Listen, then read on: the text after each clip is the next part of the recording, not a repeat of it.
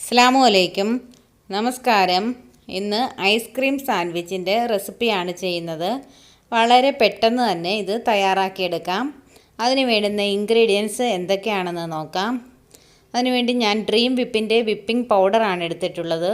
അതിൽ നിന്നും 2 ചെറിയ പാക്കറ്റ് പൗഡർ എടുക്കുന്നുണ്ട്. അതിലേക്ക് 1/2 കപ്പ് ചിൽഡ് മിൽക്ക് ഒഴിച്ചു കൊടുക്കാം. ഇനി ഇതൊന്ന് സ്റ്റിഫ് ആകും വരെ ഒന്ന് ബീറ്റ് ചെയ്തെടുക്കാം. ഇതിന് പകരം വിപ്പിംഗ് ക്രീം ഉപയോഗിക്കാം, ഐസ്ക്രീം മിക്സ് വേണമെങ്കിലും ഉപയോഗിക്കാം. വിപ്പിംഗ് പൗഡർ നല്ല സ്റ്റിഫായി വന്നിട്ടുണ്ട്. ഇനി ഇതിലേക്ക് ക്രീം ചീസ് ചേർത്ത് കൊടുക്കാം. ഞാനിതിലേക്ക് 2 ടേബിൾ സ്പൂൺ ക്രീം ചീസാണ് ചേർത്ത് കൊടുക്കുന്നത്. അതിൽ കൂടുതൽ വേണേലും ചേർത്ത് കൊടുക്കാം. നിങ്ങളുടെ ഇഷ്ടത്തിനനുസരിച്ച് ക്രീം ചീസ് ആഡ് ചെയ്യാം. ഇനി അതൊന്ന് മിക്സ് ചെയ്ത് കൊടുക്കാം. ഇനി എടുത്തിട്ടുള്ളത് കുറച്ച് ബിസ്ക്കറ്റാണ്. ഇനി അത് വെക്കുന്ന പാത്രം ഫുള്ള് പ്ലാസ്റ്റിക് കൊണ്ട് കവർ ചെയ്യണം. ബിസ്ക്കറ്റിൽ ഡിസൈൻ വരുന്ന ഭാഗം അടിയിൽ വരത്തക്ക വിധത്തിൽ ബിസ്ക്കറ്റ് അടുക്കി വെക്കാം.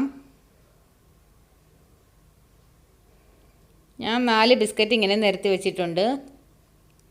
ഇതിൻ്റെ മുകളിൽ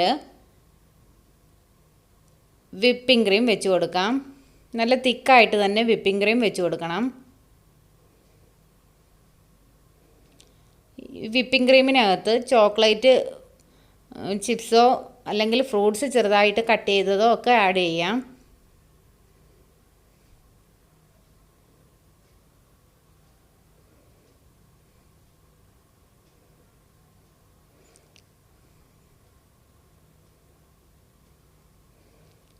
നല്ലതുപോലെ തന്നെ വിപ്പിംഗ് ക്രീം വെച്ച് കൊടുത്തിട്ടുണ്ട്.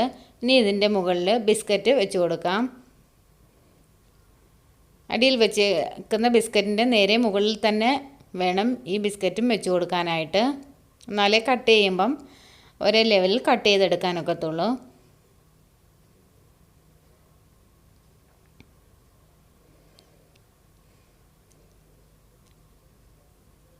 ഇനി ഇതിൻ്റെ മുകൾ ഭാഗവും ഒന്ന് കവർ ചെയ്തെടുക്കാം. ഇനി ഇത് ഫ്രിഡ്ജിൽ 6 മണിക്കൂർ സെറ്റ് ചെയ്യാൻ വെക്കണം, ഫ്രീസറിൽ. ഇപ്പോൾ 6 മണിക്കൂർ കഴിഞ്ഞിട്ടുണ്ട്. ഇനി ഇതിൻ്റെ കവറൊന്ന് മാറ്റിയെടുക്കാം. നല്ല സെറ്റായി വന്നിട്ടുണ്ട്. ഫ്രീസറിൽ തന്നെ വെക്കണം 6 മണിക്കൂർ. ഇനി ഇതൊന്ന് കട്ട് ചെയ്തെടുക്കാം.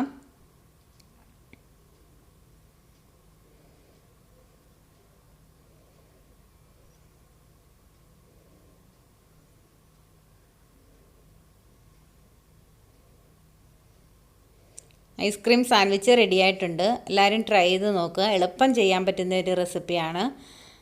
ലൈക്ക് ചെയ്യണം, ഷെയർ ചെയ്യണം, സബ്സ്ക്രൈബ് ചെയ്യാത്തവരൊന്ന് സബ്സ്ക്രൈബ് ചെയ്യണം. Thanks for watching.